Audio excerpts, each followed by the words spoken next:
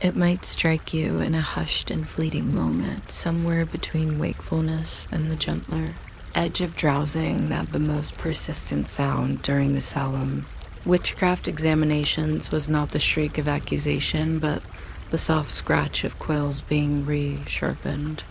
For every dramatic outburst preserved in folklore, a clerk nearby dipped goose feather tips into iron gall ink, smoothing nibs against pumice so they would not snag the laid paper imported rather unceremoniously from Boston.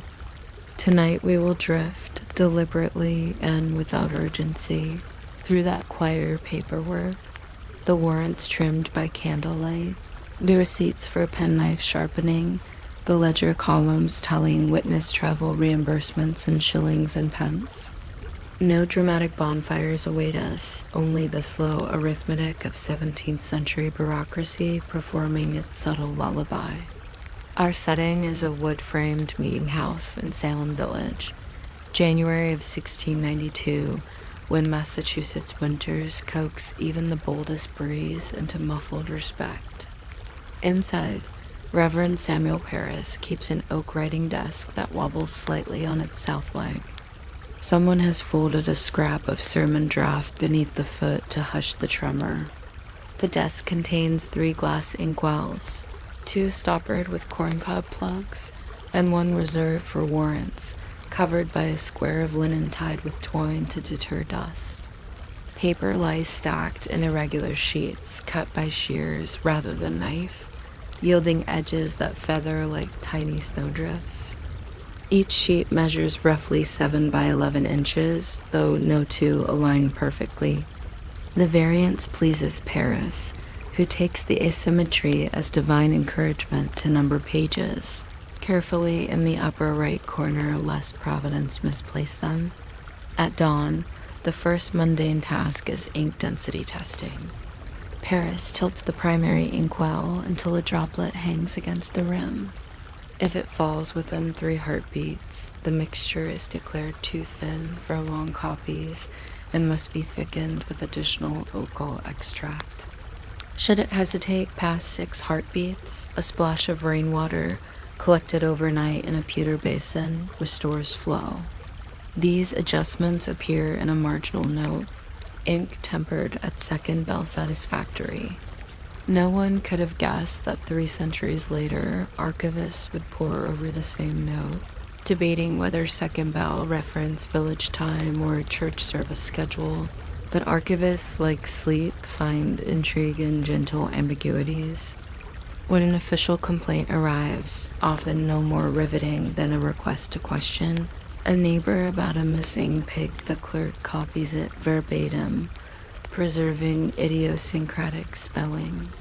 The quill's tiny rasp across paper resembles wind-brushing clapboards, and each letter's stem slopes slightly forward, suggesting urgency while never moving faster than the ink's own leisurely seep into fibers.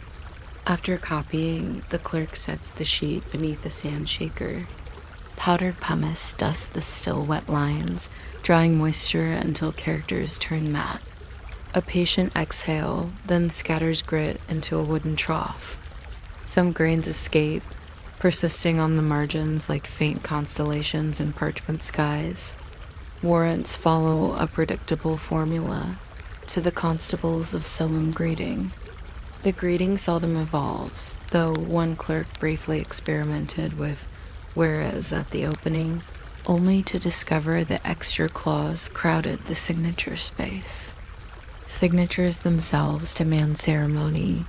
Magistrate John Hathorne presses his seal red wax stamped with a half-worn crest, then strikes through the tail of his H with a flourish calibrated to exceed no more than 1.5 inches, lest the quill drag droplets into the margin. On cool days, wax firms slowly. Clerks fan it by waving their broad cuffs, creating a faint breeze that doubles as hand-warming exercise. Filing consumed as much contemplation as composition. Sheets were folded once, then again, creating 4 equal panels. The outermost reserved for docket summary, complainant's name, date, and the cryptic abbreviation adjunct To denote attachment of property should fines go unpaid. Threads of hemp twine tied these packets, their knots regulated after an anecdote in which a too tight knot tore credential edges. A meeting of justices therefore established the penny loop, twine wrapped exactly once around, secured with a slip knot that could be loosened by inserting a penny sideways beneath the loop and twisting gently. The penny loop appears in no dramatic retellings, but hundreds of them slumber today in archive boxes, still holding, still loose enough to whisper apart under modern gloved fingers. We might linger too on quill maintenance. Feathers arrived by post in bundles of 20, shipped from Plymouth where geese molted conveniently near marshes. Clerks sorted them by rigidity, reserving stiffer shafts for warrant headings and more pliant ones for deposition body text, where softer pressure reduced wrist fatigue during multi-page accounts of specters pinching bedclothes. Sharpening required a penknife angled precisely 23 degrees off vertical, the angle taught by London scriveners' manuals, as anything steeper risked splintering. Offcuts of feathers piled beside the sharpening board, eventually stuffed into a sack later sold to pillow makers in Ipswich. Thus even waste found a pillow-soft destiny, reinforcing our theme of gentle utility. Between documents, sandglasses monitored drying times. The common hourglass, roughly the height of 2 stacked hymnals, contained sand ground from Cape Cod shells. Each turn produced a whisper like distant rain. Clerks developed an instinct, 2/3 of a glass for ink to dry on legal-sized depositions, half a glass for folded warrants. During those intervals, they rewound sealing wax over tallow candles, smoothing lumps so future drips would fall predictably. Predictability here, a fine companion for sleep suffused every action. In March 1692, as examinations grew frequent, supply ledgers listed daily consumption: 3 sheets of paper, 2 inches of sealing wax, half a dram of ink. These numbers seldom deviated. Bureaucracy, unlike rumor, advanced at a constant plod. When depositions ended each evening, bundles were stored in a small chest lined with woolen cloth to buffer humidity. The cloth, dyed walnut brown, emitted a faint tannic sweetness reminiscent of autumn leaves pressed between psalm pages. A heavy iron key locked the chest. Its teeth wore grooves into the lock so gradually that, by midsummer, turning produced a sigh rather than a click. That sigh became part of the nightly closing ritual, a cue for candles to be extinguished, quills rinsed, and inklets tied. Outside, frogs called from marshy pasture, chirps curving into rhythm with distant surf on Massachusetts. Bay a reel and watery counterpoint to the ink-made waves quietly cresting on parchment oceans under lamplight. After the trials waned, paperwork remained. Fines assessed for fees such as shilling per mile travel compensation filled balance sheets with reassuring arithmetic. Columns rolled in pale red revealed sums rarely exceeding £4, often noted PD in cordwood, an acceptable equivalent. Logs trace each remittance, adding a single diagonal stroke once delivery wagons offloaded split oak behind the meeting house. The strokes align diagonally, forming ladder rungs ascending the margin. A modern eye might climb them like steps, counting until the ladder leads into the blank of upper page sky where totals never dramatic rest like modest constellations. Centuries later, archivists examine these same folios under cool LED lamps. They measure ink acidity, they flatten folds under blotters weighted by glass marbles, and they catalog every penny loop knot. Their reports speak softly of fiber tensile strength, of pH drift, of the mild scent of iron gall, now agreeable. Few visitors request these documents. They lack the theatrical flair of spectral testimony, yet under glove touch the sheets still murmur with the calm of tasks accomplished thoughtfully, one pen stroke at a time, as though each line were a lullaby dusted in pumice. So, as your own eyes near the edge of wakefulness, picture a clerk cutting twine by candle-stub glow, ligatures looping with unremarkable grace, sand glass hushed to half its song. Hear quills resting in a cup of standing water, tips swelling slightly like petals at dusk, ready for tomorrow's measured script. Let those steady motions guide your breathing. Inhale as the quill draws ink, exhale as nib leans into paper.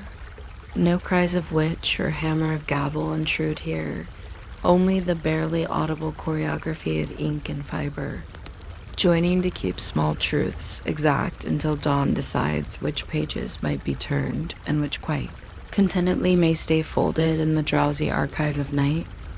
There is a certain hush that settles over wooden rafters just before a church bell takes its first swing of the morning. A hush saturated, not with anticipation, but with measured responsibility. In Salem village during 1692, that responsibility belonged to a handful of sextons who spent more time adjusting rope tension than pondering sermons. The matter warranted neither alarm nor sermon, yet the church committee treated punctuality much as clerks treated ink density with ritual gravity. They gathered in the nave, breath fogging in unheated air, examining the bell rope as though it were a particularly stubborn root vegetable. Flint suggested melting and reapplying tallow infused with beeswax for smoother glide. He used a penknife honed earlier for quills, slicing through hemp strands that surrendered with all the drama of brittle straw. Twine binding the rope's end required rewrapping and counter-spiral to existing lay, creating a lace-like pattern subtler than lace ever cared to be. Flint wrapped the rope around his wrist twice to absorb shock, inhaled so deeply his ribs lifted beneath wool layers and drew downward. He began a weekly practice of wiping the rope with linseed oil diluted in half-measured turpentine, a concoction rumored to deter damp rot. Records describe the rope darkening to the color of well-worn saddles, a hue townsfolk considered trustworthy, with diagrams of knot strategies and speculations on whether full moon tides affected water pressure in village, whilst thus influencing bell weight due to air density. An occasional delight at obliging breezes that pushed chime tails into unexpected harmonics. Looped neatly beside a framed page from Flint's log, showing the formula. Length equals length 6 inches plus humidity drift.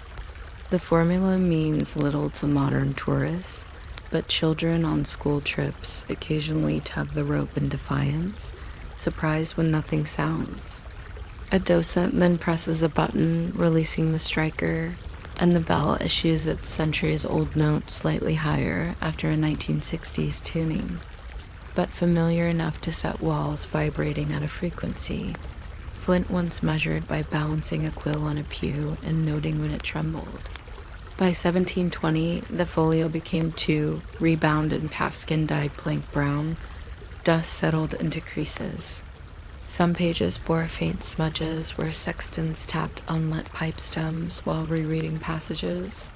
Scholars thumbing the folios today sometimes notice the pipe tobacco scent still lingering, mingling with hemp fiber notes like faint cologne of diligence. Modern physicists would raise eyebrows. Flint simply wrote, possibly related, though cannot be asked of moon. He titled these musings Bell Humors, acknowledging their half-serious, half-sleepy allure. Flint also fitted a small wooden cleat halfway down, the purpose being a pause rest for his hand during longer toll series, such as those signaling distant funerals. He calculated the cleat's position by observing where his forearm fatigued after 30 pulls, then subtracting 1 elbow's length. This informal anthropology of fatigue later became the envy of visiting bell ringers who had not thought to codify comfort. Picture Flint adjusting knots, timing echoes with dripping mugs, satisfied when 7 heartbeats fit between notes like spacing of archival ladder rungs. Let each imagined toll guide your inhale, and each ensuing echo your exhale, in measured cadence maintained since 1692 by nothing more mysterious than hemp fibers, melted beeswax, and the comforting certainty that clocks, whether water drips, candle drifts, or quiet breaths, will keep their steady witness until morning edges the horizon with permission for fresh oats and new pages. The bell swung, its bronze mouth exhaling a note neither boastful nor shy, something between a yawn and a lantern flame flickering in gratitude. Echoes returned from snow-laden woods, and the assistants dutifully scratched shingles. Flint repeated until a dozen strokes hung in the air like 12 half-remembered promises. Later, examining the water clocks, the committee determined each interval averaged 7 breaths, aligning perfectly with their target. The bell's reputation was restored, and oat batches resumed their preferred roast. That done, he retied the rope to the wheel's eye bolt, testing by pulling until the bell tilted just past equilibrium. The wheel returned home in silence, marking success. The previous squeak had dissipated like gossip starved of new detail. Flint hypothesized that humidity altered rope elasticity, delaying strike fractionally. He recorded ambient dampness using a crude hair hygrometer horsehair twisted between 2 pins and cross, reference flatness by ear. After several entries, he concluded the pitch drop measured approximately 1/8 of a note, sufficient to disorient a choir bird. His solution involved hanging a small linen bag of kiln-dried sand near the upper coil of rope to absorb moisture before it reached the wheel. Over time, sand grains took on a gray tint, testimony to their fallible but earnest labor.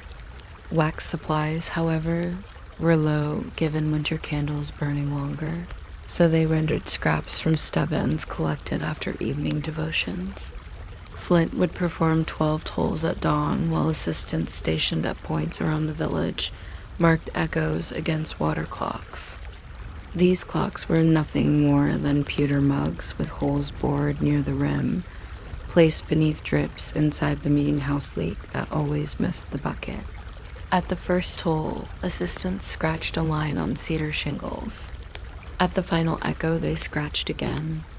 Comparison of scratch spacing to drip marks allowed timing estimation with accuracy roughly similar to counting heartbeats, while mending socks good enough for ecclesiastical logistics.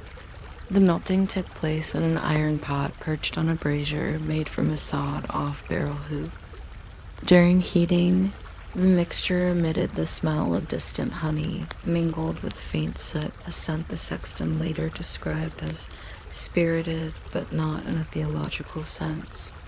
Once cooled to the viscosity of warm treacle, the staff spread onto the wheel rim in strokes regulated to 3 per plank, clockwise, then anti-clockwise, so as not to breed bias. Reverend Paris, ever fond of documentation, produced a ledger to record observations, noting the rope as frayed hemp strands and the squeak of the wheel as wooden axle whenever the bell settled back to neutral position. That squeak, he feared, might be misinterpreted as an omen by parishioners already predisposed to hearing spirits in creaking pews.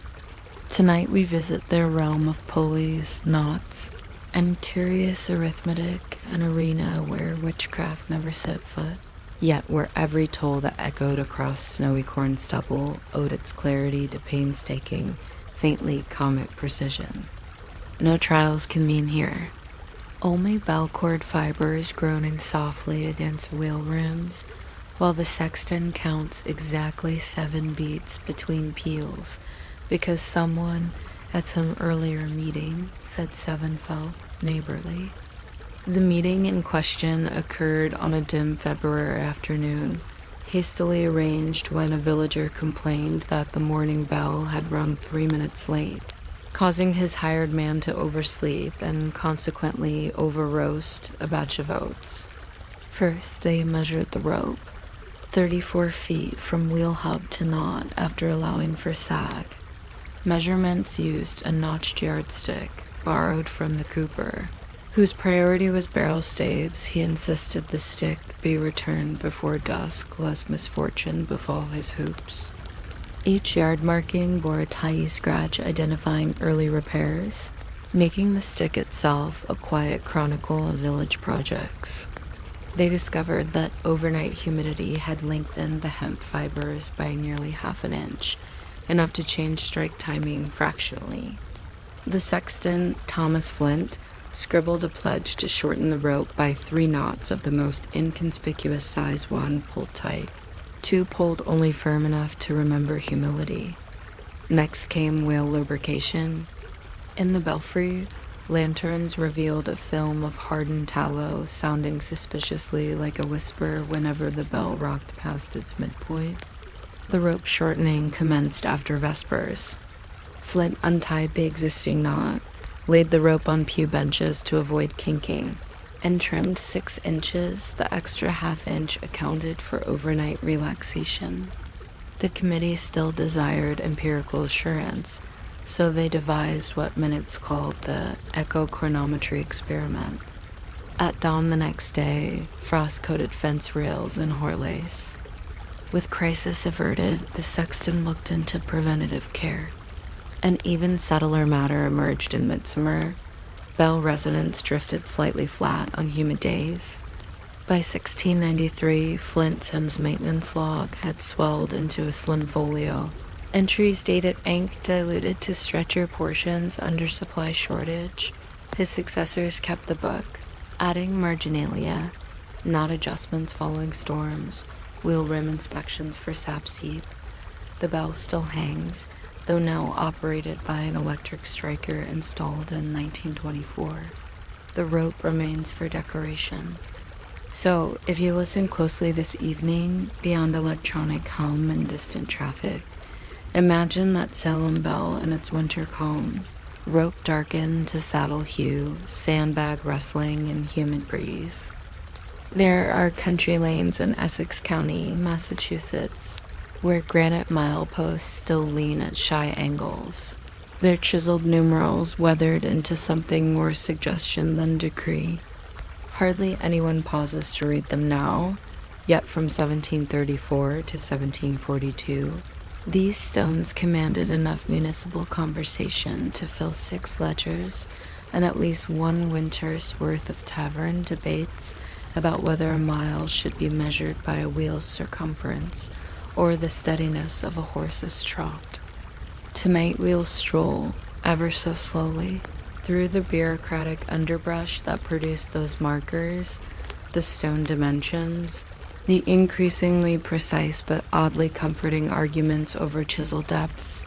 Before departing, he sprinkled a pinch of salt around the stake, a habit taught by his mentor to deter burrowing animals from displacing markers.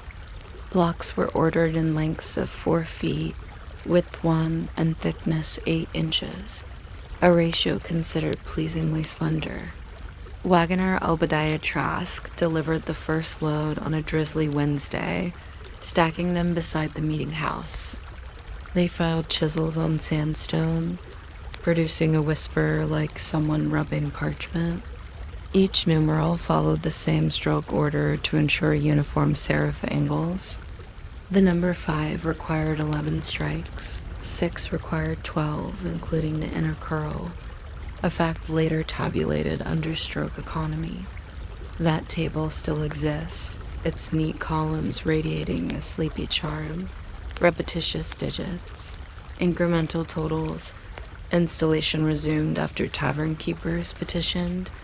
Travelers were overshooting taverns by misreading older milestones. Civic thirst has persuasive power. Coins jangled anew, and the final stones reached the roadside crates. Mile 10 earned special ornament. A shallow compass rose on its face, indicating the road then bent southwest toward Boston. The rose involved 16 extra chisel strikes, voted acceptable since Mile 10 sat near a fork where orientation mattered. Its face, once lamp blacked, now hosts a tuft of gold-green moss the shape of a half-moon. The number beneath, perhaps 4 or maybe 7, hides willingly. Yet the stone remains a datum in geometry of calm, reminding wheels rubber now rather than iron, that distances unfold not only in miles but in measured. Intentions laid by surveyor chains under drifting snowflakes. If you visit today, liken obscure segments of that rose, with each imagined mile, breathe out the small exhale of cartwheels, easing into ruts made familiar by countless passes. Picture surveyor Wick straightening his kinked chain, sextons leaning on tamping beams, and the quiet ledger strokes marking oyster shell shims rendered invisible at dusk. Let each detail stand like a milestone in memory, us roadside showing how far you have traveled across today, us concerns and encouraging eyelids to droop exactly as old numbers erode slowly and perceptibly until only the assurance of direction remains, and the rest crumbles gently into sleep. And sun-bleached moss gives the era the appearance of an old dog's tail, wagging slightly whenever breezes comb through heather, and a grand sum at the bottom, reminding future readers that even accountability can act as comfort music when repeats outnumber surprises. Their records list repairs such as M5 letter M freshened, a euphemism for retracing edges grown dull under freeze thaw. Yet the granite elders stayed, stubborn as fence cornerstones. Some acquired graffiti, initials carved by idle 19th century apprentices, slicing softer schist fragments against the harder granite just for the grin of sparks. These additions seldom interfere with reading original numbers. Instead, they nestle like accidental footnotes to footnotes, too trivial to log, too baked into narrative to ignore. They also tallied standing tilt degrees, never more than 3. One entry reads, Mile 8 appears content no persuasion required, anthropomorphizing granite in a manner that suggests long afternoons alone with stone's expanded imaginations while slowing hearts. Each block bore a chalk numeral indicating future miles, though repeated rain soon washed chalk into ghost smudges.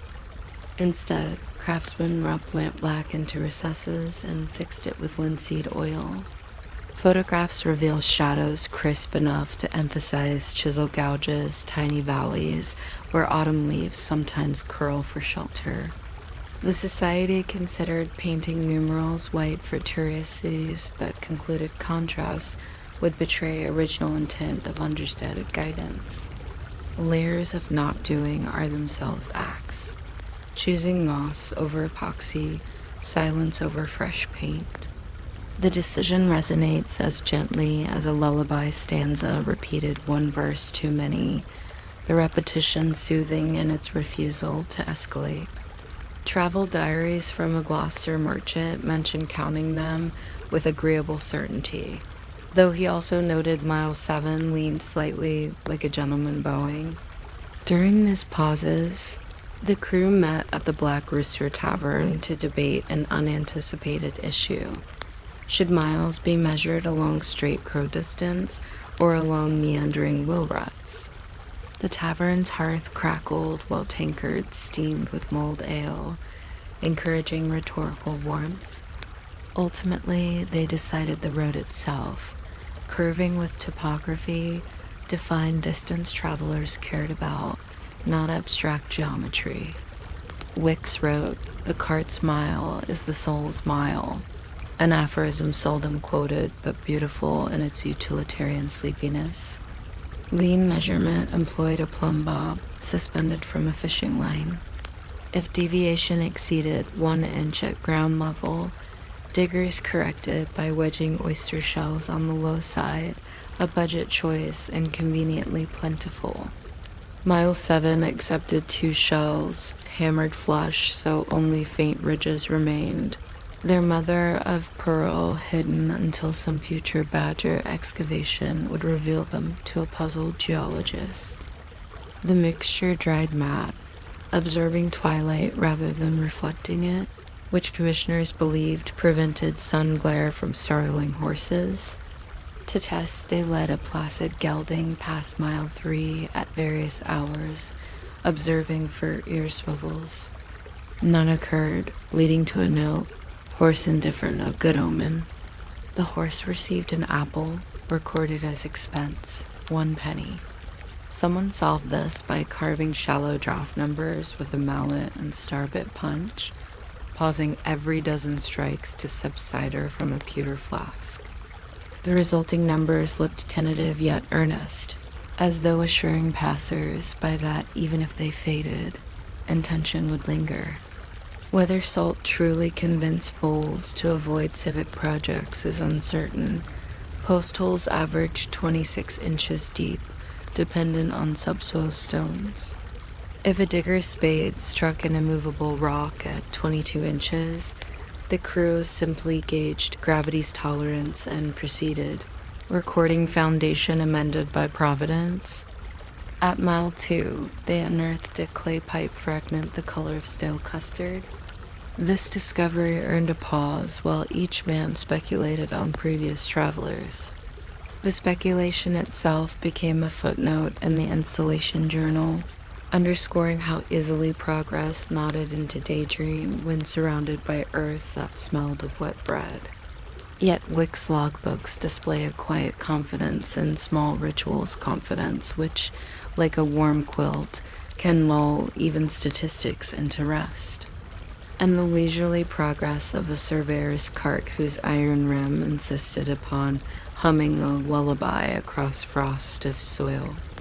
Our tale begins with a petition signed by 31 householders of Salem town, delivered to the county court in October 1734. The petitioners complained that coaching fares to Boston varied capriciously because mile estimations differed by as much as a furlong, depending on whether a driver favored shortcuts through salt marshes or preferred the dignity of turnpikes. To remedy this, they requested the laying of substantial stone pillars at every mile beginning at the town green. The court agreed, but only after clarifying that substantial referred to permanence rather than girth. No one wished to pay quarrymen for sculptures better suited to cathedral doorways than hedgerows. The first practical step involved selecting a reference mile. Surveyor Josiah Wicks, a man whose handwriting resembled hammock rope, was deputized to measure from the meeting house door to a stump known locally as the Weeping Cedar. Wicks employed a surveyor's chain 66 feet long, comprised of 100 links. Each link was precisely 8 inches, at least when new. His chain dated back 3 winters and bore faint kinks like chilled macaroni. Wicks straightened it as best he could, dragging it across leaf-littered ground, noting whenever dew added weight that might shorten each lay slightly. He recorded 27 full chain lengths plus 43 links, inserting the comment, wind contrary, but resigned. Modern scholars translate this as gentle frustration with the chain's tendency to skitter sideways whenever northeasterlies flirted with the plane. Upon reaching the stump, Wicks hammered in a cedar stake, signaling the future position of mile 1. With baseline established, commissioners turned to stone procurement. Quarries at nearby Danvers produced hornblende granite of amicable grain, neither too hard for hand chisels nor too soft to survive frost heat. Setting the stones required a crew of 3, 1 to dig, 1 to hold the stone plumb, and 1 to tamp soil back with a maple beam. Chiseling numerals deeper came next. Artisans agreed a depth of 3/16 inch sufficed for legibility, yet spared wrists. Paint was discussed but dismissed. Yellow ochre dominated local barns, but ochre shrugged off winter within half a season. By 1736, 8 stone stood. Winter slowed installation. Frost rendered ground iron hard, and foremen feared splitting stones if tamped into icy soil. By 1739, only 3 stones remained. Funding dithered because the town treasurer allocated silver to rebuild a collapsed footbridge. Maintenance logs continued through the 1750s. Sextons, having mastered bell ropes, volunteered to check stones each equinox. As stagecoaches supplanted single carts, new milestones of cast iron emerged. Shorter and trimmer, their surfaces enameled white with black numerals riveted. In 1920, a historical society inventoried the stones, photographing each under cloudless sky. If you drive the modern road at dusk, you might glimpse one milestone half buried under vine. So as your evening thoughts pace between tasks done and those postponed, imagine counting those granite markers. Among the quieter revolutions of early New England was the gradual appearance of numbered pew doors in village meeting houses, a transformation so unhurried that decades passed before congregants noticed they were counting steps rather than faces to locate familiar seats. Between 1708 and 1760, scribes in Essex County filled slim folios with measurements of pine panels, hinge purchases, and paint mixing receipts. The confusion stirred the elders. They convened a committee on seating regularity, chaired by Deacon Abner Clark, a weaver known for weaving metaphors as deftly as linen. The meeting house stood clad in white pine, yet elders insisted pew doors receive something sturdier Atlantic red pine, prized for knots that lay flat like closed eyelids. Roman figures felt too grand, risking comparison to papal monuments.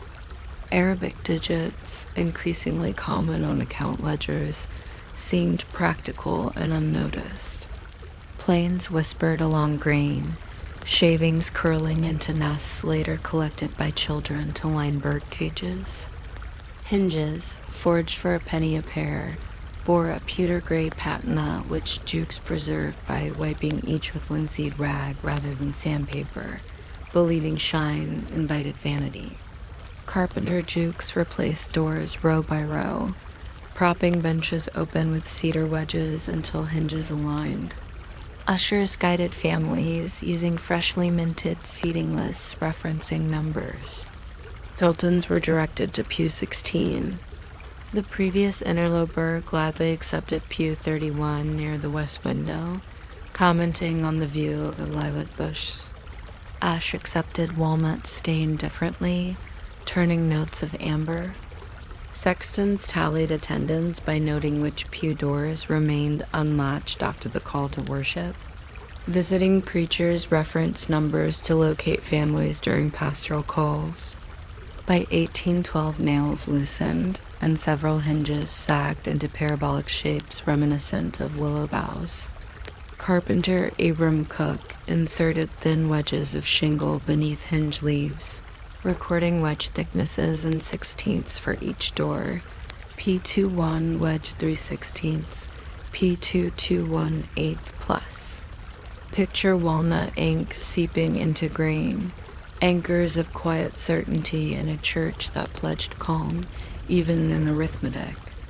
Let your mind label its thoughts Pew 1 through 42, closing each gently with a whisper of rest, until only the backmost door remains, swinging softly on hinges moisturized by time, marking the moment you two bow from counting and allow darkness its methodical, forgiving composure. These annotations line the last pages of the original ledger, now archived behind UV filter glass. The pages smell of dry walnut and candle wax, as though still contemplating their next mild decision. Some elders believed even God appreciated meat numbering, though Orthodox texts offered no opinion. When the Revolutionary War loomed, committees found the system handy for assigning militia quotas, so many able men per door. The ledger dividing households into uncomplicated fractions conducive to sleepy mathematics. To avoid a checkerboard effect, Hobbes bathed the older pine doors in a wash of lye water, lightening them toward ashes hue. The result achieved surprising uniformity, though observant children traced subtle variants with fingertips during lengthy sermons, playing a silent game of spot the ash until mothers tapped knuckles for attention. The pew numbers, resurrected once more in 1991, still use boiled walnut husk, no synthetic paint allowed. Visitors remarked the digits appeared to blend into the timber, neither asserting nor vanishing, guiding only those who intend to look. Observations in Clark's journal note: no perturbations, only a gentle shuffling like foliage rearranged by a mild breeze. The deacon's satisfaction crescendoed when the minister stepped into the pulpit exactly on time, unencumbered by seating contretemps. When a door closed correctly, he whispered rest and moved on. One stubborn sill required shaving a hair's breadth. He used a drac knife raised at 7 degrees. Noting the angle in a margin of Clark's ledger for future reference, work concluded with Pew 42, whose latch squeaked. Jukes applied tallow dabbed on the end of a goose feather, learning the squeak originated not in the hinge, but the tongue of the catch rubbing a screw head burred by earlier repairs. One additional turn with a gimlet smoothed passage. Another rest sealed the evening. Hinges attached with 3 hand-wrought nails whose heads he'd countersunk slightly, then filled over with pine dust mashed into high glue, an operation producing tiny nodules the color of oatmeal. If tapped, these nodules sounded dull, like relaxed drum heads, confirming glue saturation. Hinges received a drop of whale oil delivered via goose quill trimmed into a funnel. Whale oil flowed more willingly in October sun than frigid January, thus scheduling. Walnut numerals, fading gracefully, were refreshed every 7th year, though the second coat required more concentration due to raised grain edges. Clark's successor, Josiah Hobbes, experimented with adding iron gall to deepen tint, but iron proved too bold, darkening numbers into near black. Congregants complained digits now stared rather than whispered. Hobbes acquiesced, sanding lightly and reapplying pure walnut. A trail sheet displayed digits hand-drawn in brewed walnut ink, diluted to sepia. When pinned to a sunlit window, the ink faded just enough to appear as though shadows themselves wrote the numbers. This effect delighted Clark, who believed worshippers should locate seats with guidance from something gentler than paint glare. The recipe called for walnut husks soaked 7 days, then strained through linen until the liquid resembled wheat kaffa, an aroma that mingled with pine resin during stirring in a copper pot over the hearth. Boards cut to 3/4 inch thickness were stacked in the vestry to season, ends marked with chalk crosses signifying their destiny in the Lord's interior architecture. Curing required 3 months. During this interim, the carpenter, Samuel Jukes, drafted a pattern of recessed panels measuring 6 by 9 inches, admirably symmetrical but repetitive enough to soothe even the twitchiest eye. Apprentices set up a plank across 2 cider barrels, arranging door panels like sketched tombstones awaiting inscription. Clark dipped a boar bristle brush trimmed to a chisel edge into the walnut stain, stroking digits with such deliberation that each three consumed 1 minute and 15 heartbeats. He practiced breath control. Inhale before the first curve, exhale through completion, thereby ensuring lines emerged neither blotched nor trembling. Finished numbers appeared to float half-embedded, as though grown out of grain lines rather than imposed upon them. Clark recorded the initial proposition in his minute book, that pew doors be furnished with figures consecutive, so errors of seating be mended by arithmetic rather than recollection. He underlined arithmetic twice, bold-faced in numerals calming tempers, all devoted to converting unnumbered benches into orderly boxes marked with figures no bolder than a gardener's label. Tonight we shall sit softly in that carpentered hush, observing how the arithmetic of worship space became lullaby for restless minds, page by page, hinge by hinge. The impetus arrived one windy Sabbath in 1708, when a visitor from Marblehead occupied the bench traditionally claimed by Jonathan Felton. As family, a misunderstanding that delayed the start of services, while polite murmurs attempted to dislodge the guest without invoking unchristian volume. Timber selection began that very week, while wood drag, Deacon Clark addressed numerals. Installation commenced in late spring. Jukes and 2 apprentices carried door blanks onto trestles under the apple tree beside the burying ground. Number painting required calm afternoons when wind from the harbor slept. Reinstallation took place during weekday dusk so as not to agitate Sunday routine. Sunday found congregation mingling outside, unaware of alterations. Maintenance continued quietly. Each autumn, doors were unlatched and tipped forward to sweep away hymnbook dust. By 1750, a shortage of red pine necessitated substituting white ash for new pews added along the north wall. As decades slipped by, the numbers served secondary roles. The doors eventually creaked again, not from neglect, but from countless winter cycles, alternately swelling and shrinking the grain.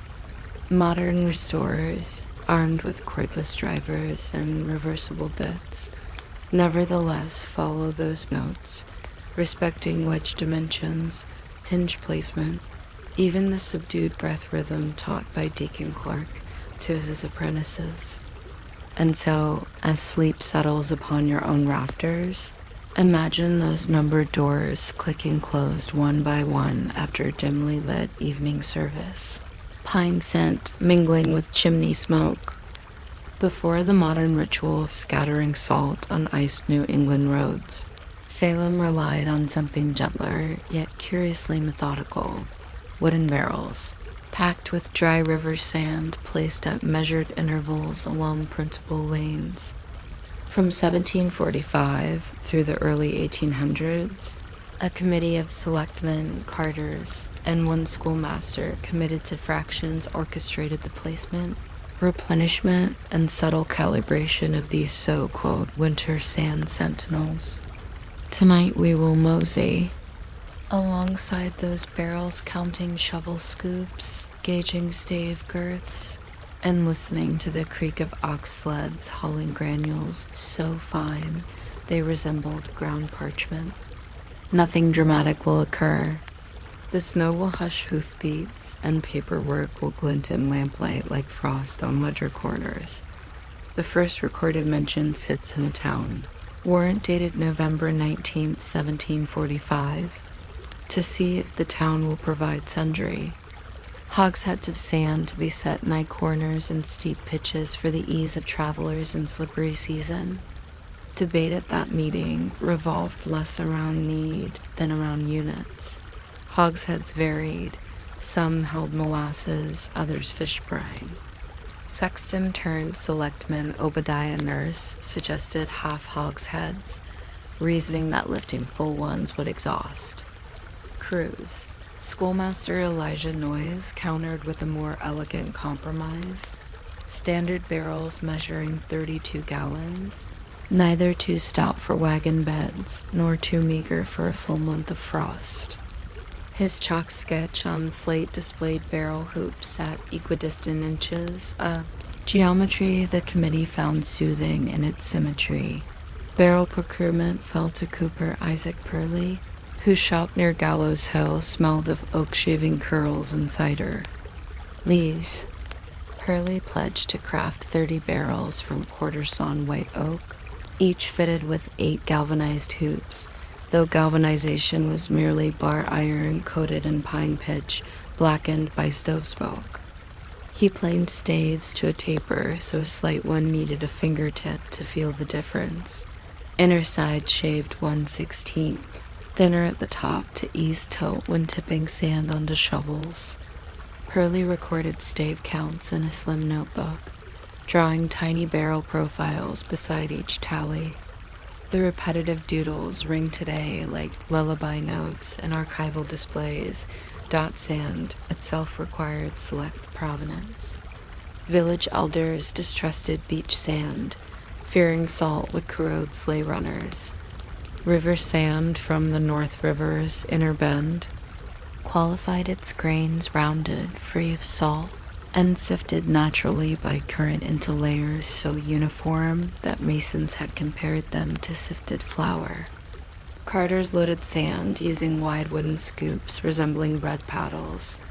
Each scoop held roughly 1 peck. To reduce moisture, they spread sand in shallow ridges across a drying yard lined with dark tar paper, flipping it daily with rakes crafted from cod bone tines. Winter sun, weak as tepid tea, still coaxed enough warmth to dry grains until they slid with a sound like sugar being poured. Loading day arrived under low pewter sky. 2 ox-drawn sleds painted a faded vermilion carried 8 barrels apiece, secured by hemp ropes knotted in double half hitches. Carters kept a log of barrel positions. No. 1 at Town Green. No. 2 at Widowpatch's Slope. No. 3 mid-Bridge Street Rise, and so on. Distances between barrels averaged 200 rods, but Noyes insisted on adjusting spacing where slopes exceeded 7 degrees, a figure he calculated using a homemade inclining board, a foot-long plank, one end propped by pennies until a loose musket ball rolled. 7 pennies equaled 7 degrees, a conversion as arbitrary as it was satisfying. Upon reaching designated spots, laborers eased barrels off sleds onto wooden cradles hewn from scrap timber. Cradles lifted barrel rims 5 inches above ground, guarding against pooling meltwater. Each barrel wore a simple lit pine disc cut slightly oversized to shed drips. Lids attached by rawhide hinges, soft in tallow, which stiffened again in cold, keeping lids propped unless pushed aside. A small birch ladle with perforations, like a giant salt shaker, spoon hung from a nail under each lid for quick scatter when icy crises arose. Maintenance fell to lamplighter Ezekiel Patch, who patrolled nightly with a horn lantern and an iron tool he dubbed the sandwire. The tool, resembling a miniature dipstick, bore notches indicating quarter-barrel increments. Patch inserted the rod, withdrew, measured sand depth by whichever notch aligned with granules. His diary quill penned in cramped scriptless readings such as barrel 5, 2 notches short, the 22nd of January. Replenished half bushel. Replenishment entailed opening a reserve shed where extra sand lay beneath canvas, each corner weighted by cobblestones to deter wind. Patch claimed the faint rasp of grain against barrel staves helped him sense weather fronts. Drier sand whispered. Damp sand, murmured. One mild winter day of 1752. Experiment visited the committee. A traveling peddler advertised powdered charcoal as anti-slip marvel, insisting black contrast aided sight at dusk. Clark now older but still fond of numbers, approved a single trial. Barrel. 11 got a mix of 4 parts sand to 1 part charcoal, resulting scatter darkened snow like spilled ink. Teamsters approved of the contrast, yet found residue city on woolen mitts. Come spring thaw, charcoal stained Thaw Reynolds, prompting complaints from milliner Abigail Flint, whose front stoop gained unrequested zebra stripes. The mixture was quietly retired. Ledger entry reads, charcoal sand experiment concluded. Opinions mixed, but laundry unforgiving. Uniformity remained the watchword. Each September, Cooper Purley inspected barrels, replacing hoops rusted, thinned by sleet. He preferred to mark repairs with a discreet V-shaped chisel grove near the bunghole, 1 notch per replaced hoop. Some barrels, venerable after 15 seasons, resembled tally sticks. Nonetheless, their staves held, testament to early caution with thickness. When hoops proved beyond refit, barrel became firewood distributed to poorhouses. Selectmen annotated these donations, converting oak warmth into civic virtue. The only near crisis documented occurred February 1773. After an ice storm, sand in barrel 3 froze solid despite lid, owing to seepage from a broken water trough nearby. Carpenter Jukes Self, appointed keeper of calm, arrived with a brace and bit, drilling 5 small holes around mid-stave and piercing ice with an iron rod heated over brazier. Meltwater drained, barrels were refilled, and Jukes' report concluded. Future precaution, bore vent holes before freeze should need arise. No further freeze ends mentioned with the 19th century's dawn came town planks roads. Later macadam and eventually municipal salt wagons. Sand barrels lingered beside lanes now only seasonally quiet. Some served as impromptu hitching posts, their contents long scooped away by children building miniature forts. In 1860, the town council voted to remove remaining barrels, declaring, "Them quaint obstacles, a few were auctioned. One became a rain barrel in a herb garden, another converted into a bridal hope chest after scrubbing. Barrel lids transformed into sled runners for winter evenings, a cycle of reuse that would have pleased original committee minds enamored with modest resourcefulness. Today, not far from the town green, a weather-streaked barrel cradle still lies half buried in moss, its support beam soft as sponge cake after centuries of freeze. Amateur historians searching for it often pass by twice before realizing the cradle's silhouette blends with stone walls. Should they stoop to inspect, they may find a lone grain of pale river sand clinging inside corner joinery, a minute relic resistant to rain, wind, and progress. That single grain could tell of cartwheels crunching, of patches notched dipstick, of walnut ink figures in ledgers aligning like constellations, remote, yet steady dots, so tonight as sleet ticks your window pane, or merely imagination's glass picture. An ox sled trundling along moonlit ruts, barrels gently rocking, hoops whispering against staves. Hear the ladle clink against pine lids when patch assesses levels under horn lantern glow. Feel the unhurried certainty of men who measure slopes with pennies and trust birdcage shavings to feed fires come spring. Breathe in time with the oxen. Slow inhale for one hoofall, slow exhale for the next, until the road ahead gleams with sand brushed thinly like powdered. Sugar enough traction for dreams to cross winter's pavement without slipping back into waking.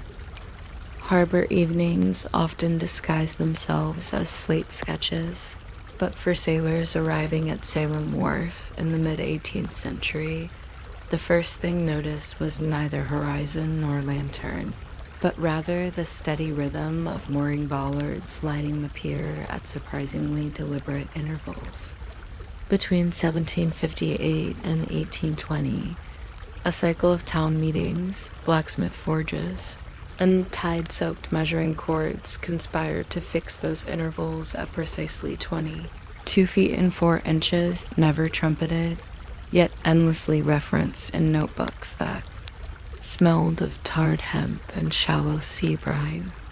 Tonight we wander, unhurried as a December tide, through the bureaucratic tide pools that produce this spacing, the iron diameters, the pigeon feather chalk marks, and the subtle debates over which, not justified a distance, nothing will crash or clap.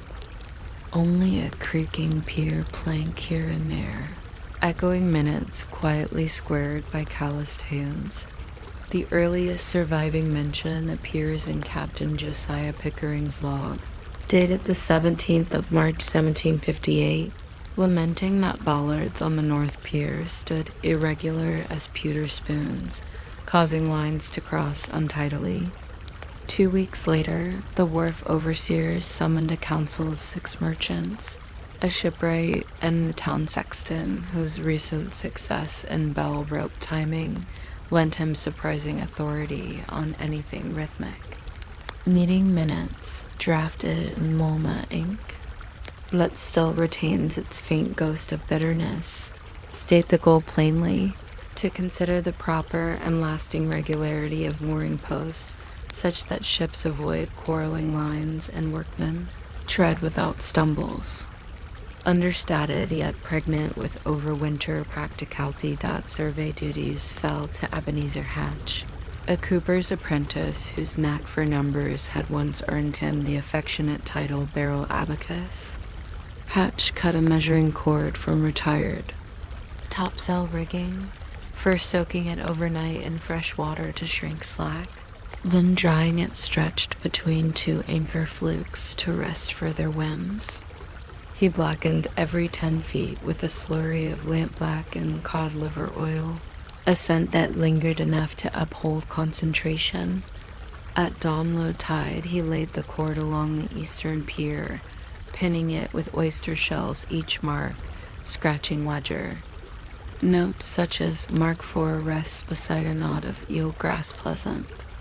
His humility in crediting seaweed as a land survey partner pleases archivists to this day. Measurements revealed existing bollards ranged from 16 to 29 feet apart, depending largely on whether earlier installers had paused for lunch. Choosing a median felt wise, but Sexton Bartholomew Gates advocated multiples of 11, claiming the number recurred biblically and in catboat sailcloth spans.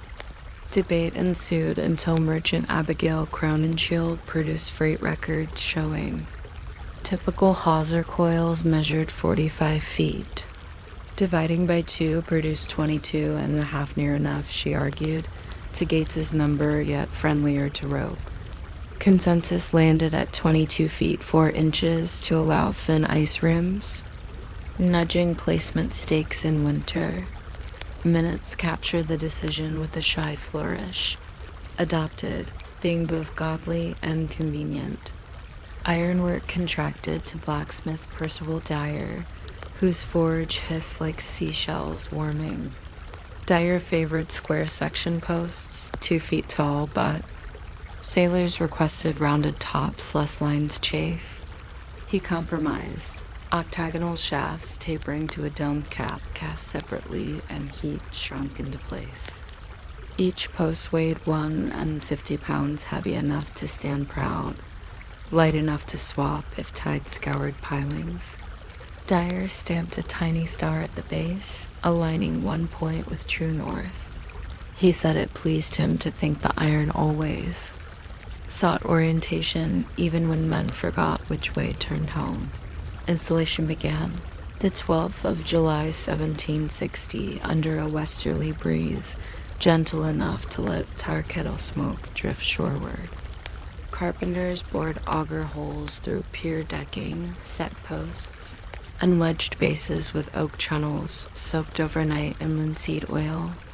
The squeak of mallets tamping wedges became the day's metronome, each thump muffled by salt-damp air. Hatch strode ahead, measuring, tapping chalk dots where next post would stand. His chalk derived from pulverized pigeon eggshells mixed with whale oil, leading speckled trails that looked like constellations mapping a night sky miniature upon planks dot by. Dusk 8 bollards shone blue-black in lantern light. Sailors moored 3 brigs that very evening. Noting lines ran as straight as hymn notes on a stave. Complaints evaporated for a season, yet winter thaw lifted one piling, tilting the 5th bollard landward. Hatch recorded the tilt, describing angle by comparing it to his cousin's habit of cocking a hat. Repair crews in spring discovered the wedge grain had split along a sap pocket. They switched to red oak wedges thereafter, thicker and possessing a stubbornness admired by shipyard dogs who napped against them for warmth. Routine emerged. Every September, after late summer trade quieted, sand scrapers cleared barnacles. Around posts, workmen checked domed caps for storm loosening, and Hatch, or later his apprentice Tabitha Lane measured intervals. Lane preferred arithmetic. She invented a sliding brass gauge spanning exactly the chosen distance. If gauge ends kissed adjacent bollards without coaxing, post spacing passed inspection. Notes on the margin remarked the gauge rests like a dosing. Cat when all is correct. Such feline similes sprawl comfortably across 2 decades of logs. Rain never stopped checks. It only altered attire. Oilskins squeaked, parchment warped a bit, but measurements continued. In 1784, after successive nor'easters, 2 posts drifted outward by half an inch. Carpenters debated whether to pull and reset them. Lane's figures demonstrated cumulative deviation remained under 1 inch across 200 feet, well within rope tolerance. Decision: leave them as long as mercy allows. A phrase carrying sleepy tolerance for minor imperfection. Shifts in commerce introduced larger vessels by 1790. Their mooring lines thickened, prompting talk of adding ancillary timber bits. However, bollard intervals faced no change. Sailors simply doubled lines around 2 posts. Observers thought this practice lent handsome symmetry, almost like ribbons, though the harbor master cautioned against describing ribbons when speaking of rigging, lest one offend serious deckhands. The logs duly record his caution as a footnote, lodged between rope tensile test values and a doodle of gull prints. Paint eventually replaced raw iron patina. Tar-based black grip domes by 1802, followed by a second coat laced with powdered brick to deter slipperiness. The mixture dried. Pebbled, dulling lantern reflections, which some feared might confuse lighthouse beacons if too glossy. Experiments seeing how moonlight danced across domes became an autumn amusement. Notes describe observers whistling softly to measure echo change as surfaces roughened. The War of 1812 brought naval auditors who counted posts, clucked approval at the consistent spacing, then left. They recommended numbering bollards for inventory. Wharf overseers politely declined, insisting spacing itself served as number. Any captain, they said, able to count forwards by 22 feet could find his place. This explanation satisfied auditors unaccustomed to such lucid yet soporific logic. By 1820, improvements in key construction introduced granite capstones that rendered timber piers relics. New stone quay rising south of the old adopted the same interval, honoring precedent. Stonemasons set iron sockets into granite slabs, and blacksmith Dyer's grandson forged new posts, still octagonal, though now topped with flattened acorns inspired by Federal-era trim. The star stamp persisted. Surveyor Lane, elderly but sharp, attended the first socket test, tapping her brass gauge between posts with a cane tip, pronouncing true as bread rises. As steam supplanted sail, line handling altered, yet the bollard stayed, witnessing cargoes of Caribbean molasses, Baltic timbers, and which amused Ledgersburg porter destined for Boston taverns. Storm after storm rested caps, but threading held thanks to Dyer's original shrink-fit method. When one cap finally loosened in 1899, harbor workers discovered beneath it a single pigeon eggshell fragment, chalk white, lodged uncrushed these. Many decades a silent nod to Hatch's initial chalking dot present harbor renovation celebrate. These posts with discreet bronze plaques. Tourists seldom read them, busy watching replica schooners braid foam. Still, on fog evenings, workers swear the clang of lines against iron sings at 22-foot cadence. They measure by stride, 1, 2, pause. Rope taut, echo fades. The old gauge lies in a museum drawer, brass dull to quiet olive, cat door nick visible on one end. Curators say picking it up feels like hefting somebody else's slow, methodical breath dock. So, as you nestle toward sleep, imagine Granite Key. Stones exhaling salt vapor, octagonal posts cued with the discipline of a library shelf. Envision Hatch rolling his lamp-black cord, feathers of chalk drifting on night air, while oxen chew cut nearby unmoved by mathematics. Let the imagined cadence of 22 feet and 4 inches mark your own breath's inhale for the first. 12. Exhale for the remainder until bollard after bollard slips by unnoticed, and you dock gently in the harbor of dreams, all lines lying even, no fuss, no tug, just the soft hiss of tide against well-spaced iron. It is a tranquil pleasure to follow an old wooden sidewalk at dusk, hearing how each plank offers its own subdued commentary, some a sigh, some a polite creak, yet few wanderers pause to wonder who arranged those planks in so considerate a cadence. Between 1765 and 1840, the selectmen of Salem village devoted more meetings than thunderstorms to deciding exactly how wide, how thick, and how far apart the boards of their pedestrian walks should lie.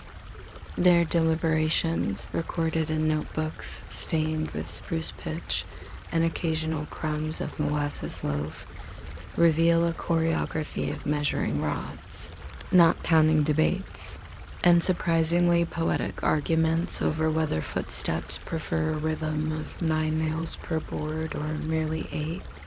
Tonight we will walk very slowly along those meeting minutes, letting every specification tap gently at the edges of attention until it loosens into sleep. The first official mention of plank walks appears in a warrant dated the 12th of May 1765 when shopkeeper Deborah Proctor petitioned for a dry footing from the market square to the church green, that lady's hems may escape mire. The town already laid log rounds on muddy stretches, but rounds rolled treacherously, lulling many a boot heel into unexpected pirouettes. After mild laughter and one alderman's comment that pirouettes better suited the French, the selectmen agreed to test flatboards. They appointed Jonathan Waite, a cooper of ample patience, to survey pine stands upriver and to report which logs could yield planks, neither so brittle as to crack beneath a hymn book, nor so stout as to rebel.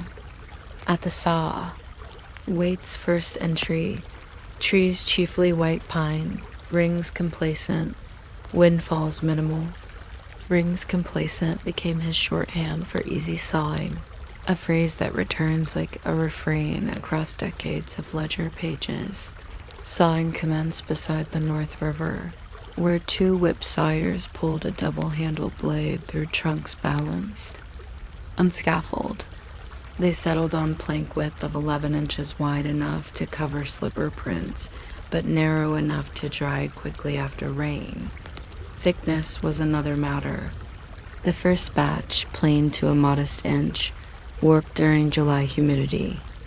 Weight recorded the experiment in figures, then appended a sigh in parentheses. Planks bowed like over-eager fiddle bows. The next lot gained a 1/4 inch. Bowing eased, yet nails protested at the extra labor. Blacksmith Isaac Dyer forged longer cut nails, each endowed with a slightly tapered shank to grip grain. He impressed a faint dimple at every head so lamplighters checking the walk by lantern could tell new nails from old by touch. Detail seldom mentioned aloud, but invaluable on moonless nights. Plank spacing became the council's lullaby for 3 successive winters. Shipwrights suggested the gap between boards mirror that of deck planking, a prudent 1/8 of an inch to allow rainwater escape. Farmers countered that manure carts would shed straw through gaps that wide, littering gutters. The compromise measured 1/16, achievable by sliding a playing card, specifically the Queen of Hearts, chosen for her calm face between adjacent boards. Carpenters carried the Queen in oilskin pouches, withdrawing her ceremonially before hammering nails. Years later, a newcomer used the 2 of spades, prompting a footnote in the inspection log, spacing adequate though lacking majesty. The Queen quietly returned to duty thereafter. Nail pattern elicited gentle but persistent discussion. Some favored nailing in straight rows. Others advocated a stagger to distribute load. On a misty afternoon in 1772, they held a walking trial. 2 lines of planks, identical save for nail pattern. Volunteers trod both stretches and stocking feet to detect comfort differences. Diary references claim the staggered pattern spoke less underfoot, its creaks distributing themselves like muted flute notes. Straight rows rejoined in harsher baritone. The stagger won 5 nails per edge, 4 interior, 9 total. A number weight circled twice and labeled approaches silence. Weatherproofing blended tar and fish oil cooked in a kettle near Derby Wharf. The mixture simmered until it resembled licorice syrup, then brushed along board tops. Its odor, half ocean and half campfire, settled between cracks and hardened to a glossy charcoal finish. Because fish oil might sour, barrels were bunged with cork discs branded by the cooper's mark, a tiny acorn, a motif that later appeared elsewhere, stamped at the end of every 5th board to track re-oiling. Cycles. Lamplighters assigned to nightly rounds learned to spot acorn boards by lantern and chalk their edges with a discreet dot when sheen dulled. Chalk-dotted boards seldom sat unre-oiled for more than a week, an efficiency recorded in town books. As shine fidelity, repairs followed a calendar resembling orchard pruning. Each March, after snow mold but before spring rains, carpenters lifted weather-split planks, their screws sorrowfully orange with rust dust. Removed boards were sawn into chimney kindling and sold at a penny the bundle. Receipts offset the next batch of lumber. Waite's successors retained meticulous ledgers listing each board by location, length, fate. One-line reads, Board 17, Segment B retired to Mrs. Keene's parlor stove. Reported burning with agreeable pine scent. Such polite epilogues cradle boards like lullabies of their afterlife. Even plank grain orientation merited note. Edges where latewood bands arced upward, smiling grain. Carpenters called it, resisted pooling water. Frowning grain, arcs downward, risked cupping. Installers therefore oriented smiles skyward, solving geometry by flipping boards until their grain grinned. This practice found its way into children's rhymes. Smiling boards will keep you dry.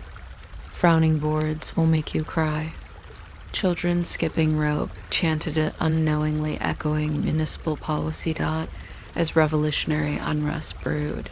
Patrols of militia boots scuffed tar finish, revealing pine beneath like pale underlayers of parchment.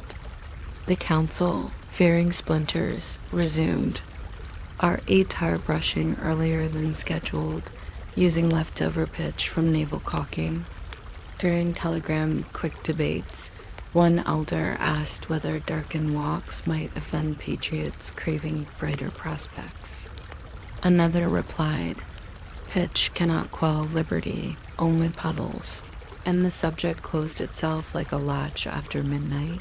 With Independence won, traffic grew, carts bearing rum barrels, chaises en route to distant lectures, and children rolling. Hoops greased to outpace dogs. Planks held, though by 1802 inspectors noted warping near the apothecary corner. They hypothesized dripping tincture barrels leached alcohol into tar, softening finish. Solution: sand sprinkle while tar remained tacky, giving the surface tooth. Sand from Witch Hill lent subtle red speckle, a new color that townsfolk quickly accepted as healthful hue. Inspection reports for 3 years afterward list sand levels in teaspoons, as if seasoning soup dot come 1820, a cast iron sidewalk fad unfolded in Boston. Salem selectmen considered switching materials but rejected. Iron citing its clang under horseshoes. An artisan from Lowell demonstrated perforated plates promising drainage, yet tests on a rainy Tuesday revealed water pooled, applauding planks for their continued humility. The notes remark, iron resounded, populace startled. Plank trusted, and plank remained. Not until granite flagging arrived did planks relinquish primacy. Beginning 1838, stone slabs replaced boards along central market lanes. Yet side streets clung to wood until 1905, by which time bicycles wandered grooves once, followed by hoop sticks. Photographs from that transitional era show parallel lines, stone and plank meeting, like two chapters bound in one cover, stone austere, plank whispering still. Today fragments survive in attics repurposed as closet shelves. One such relic at the local museum bears faded Queen of Hearts outline where carpenters slid the card. Visitors seldom notice, yet docents speak of her with affection, tracing silhouette as though smoothing a pillow. If you walk Derby Street near midnight when traffic slumbers, you may still hear a faint echo beneath asphalt, a ghost creak mapping the ancient staggered nails. Imagine now, as your own night plank creaks faintly under the weight of a final sigh, that you wander those early walks. Footfalls land on smiling grain. Tar scent mingles with seaside mist, and every 22 paces a tiny acorn stamp reminds you the boards will be brushed again next week. Tidy and patient. Let heartbeat align with that measured nail rhythm. 5. Pause. 5, 4. Pause steady as steps that delivered letters, sermons, and lullabies across 2 centuries.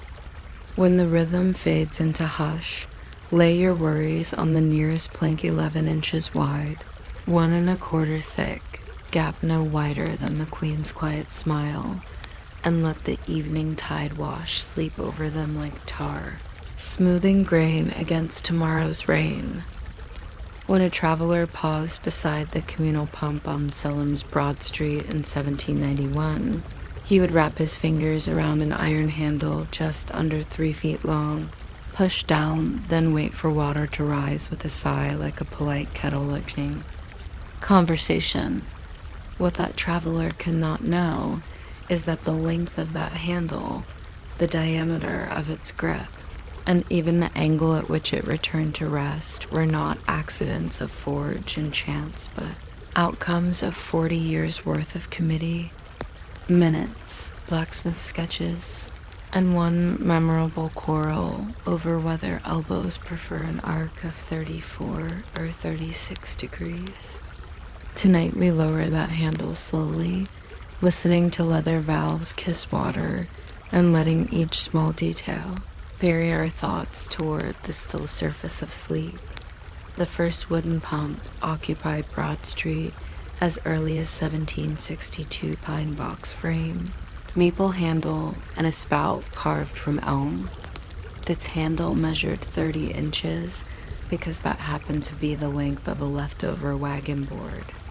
Town users soon complained the lever's throw required stooping that drenched apron hems. So in 1774, the selectmen appointed a water convenience committee chaired by Tanner Ezekiel Porter, chosen partly for his height 6 feet and partly for his habit of measuring cowhides with a string he kept looped in his coat cuff. Porter's inaugural act was to record average elbow height of 12 residents, whom he stood against the meeting house clapboards, marking chalk lines while apologizing for the chill. Arithmetic yielded an elbow mean of 42 inches. Above ground, with a gentle deviation smaller than the length of a carpenter's thumbnail, blacksmith Isaac Dyer recently, celebrated for octagonal bollards, received specifications. Fashion an iron handle whose resting grip sat 1 handspan below that elbow average, allowing downward stroke, neither too shallow nor taxing. Dyer forged a prototype 34 inches long, fitted it to the pump, and invited townsfolk to test.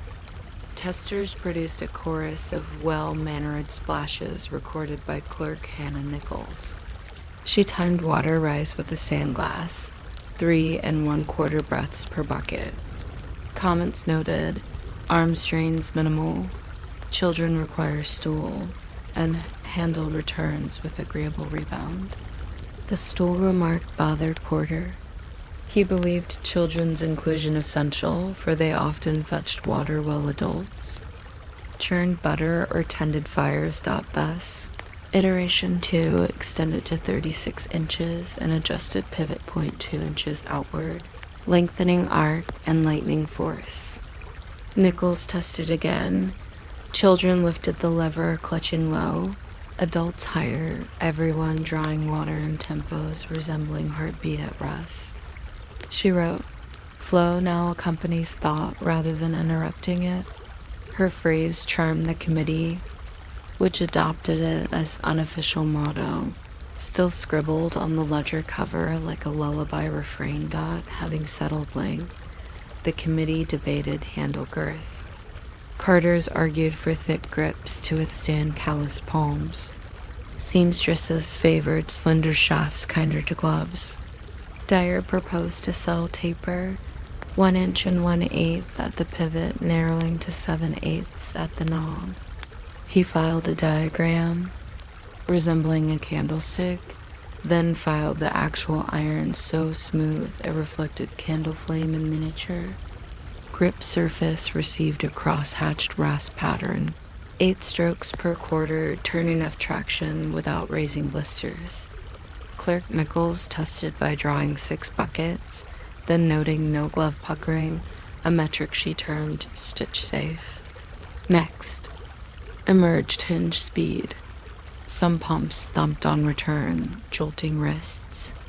To moderate, Dyer added a leather washer soaked in tallow between lever and yoke clevis.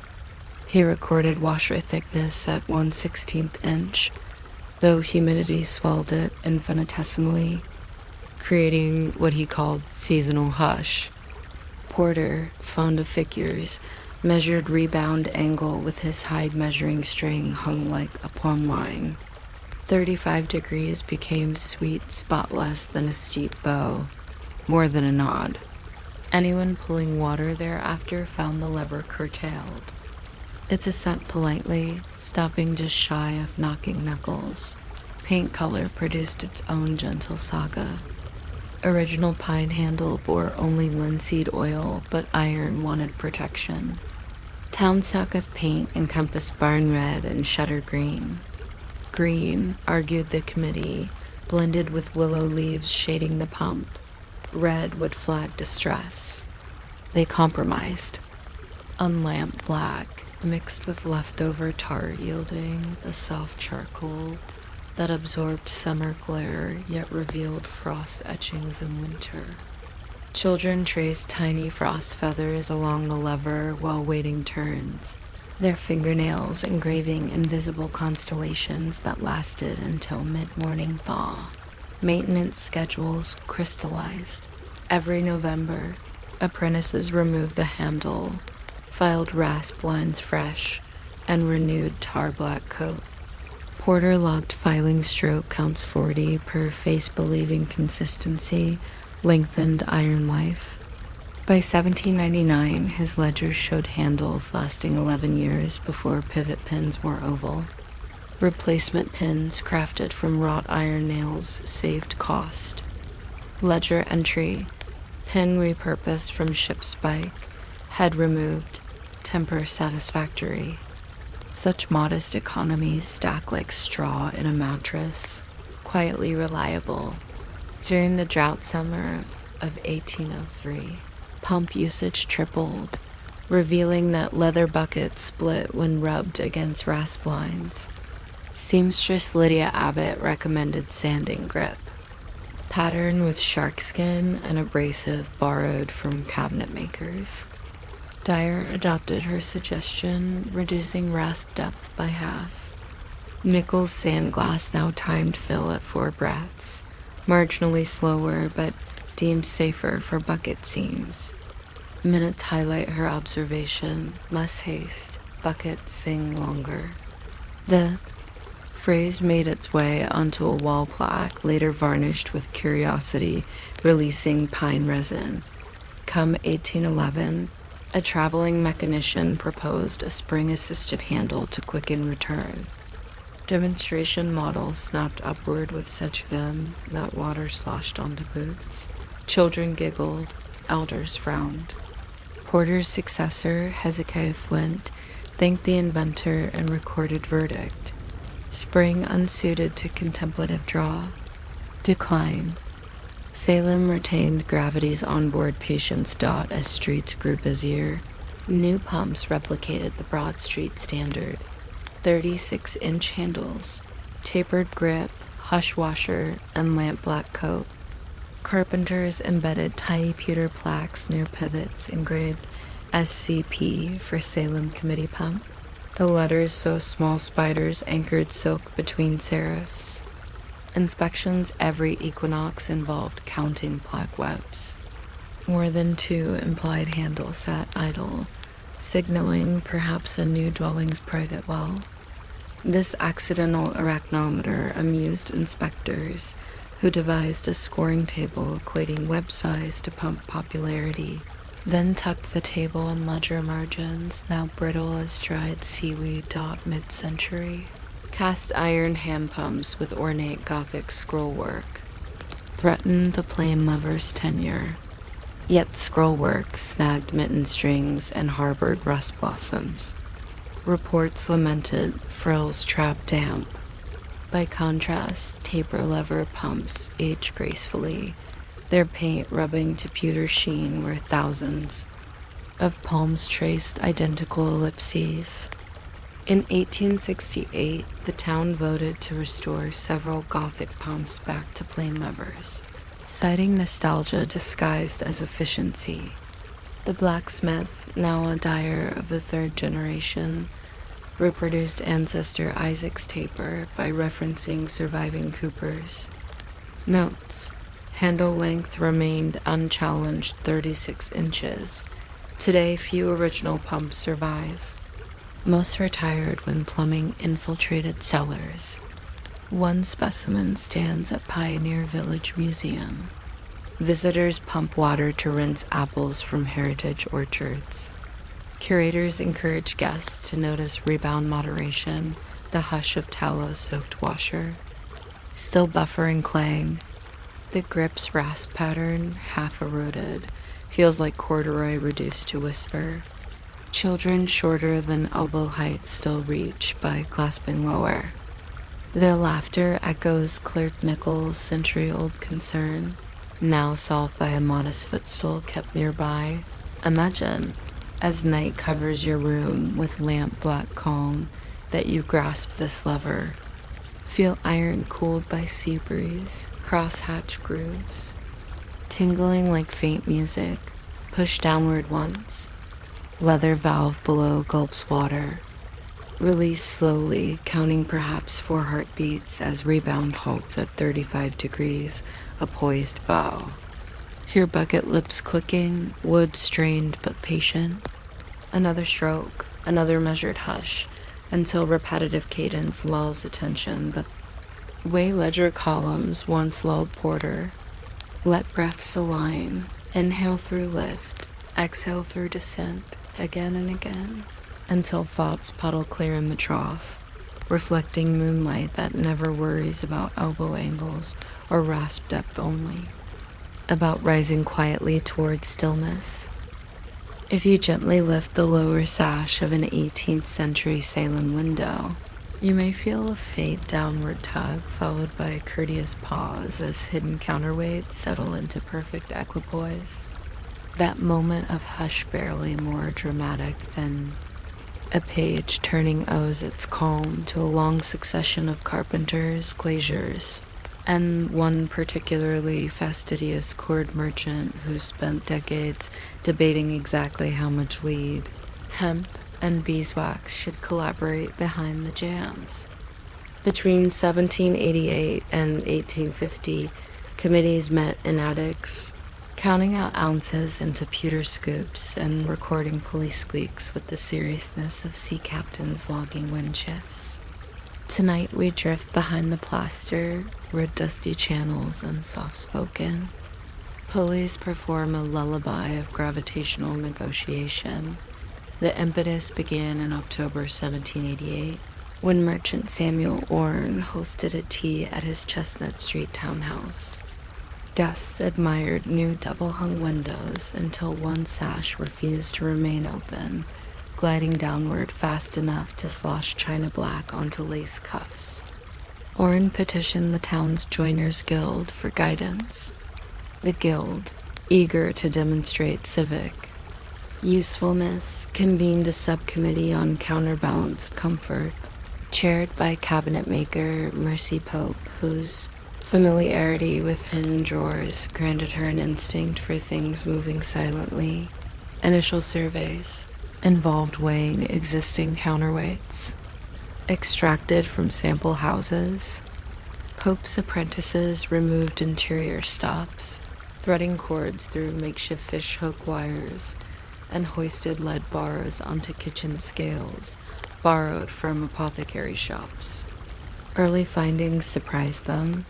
Weights varied wildly from 6 ounces in a garret window to 4 pounds in a front parlor, largely depending on which scrap lead the original carpenter found useful. Some bars bore the ghost lettering of former Sugarloaf stamps. Others resembled musket balls fused together like timid grapes. Pope's ledger tallied each specimen, adding side notes such as surface pitted, perhaps chewed by curiosity of mice. They soon realized weight alone mattered less than ratio.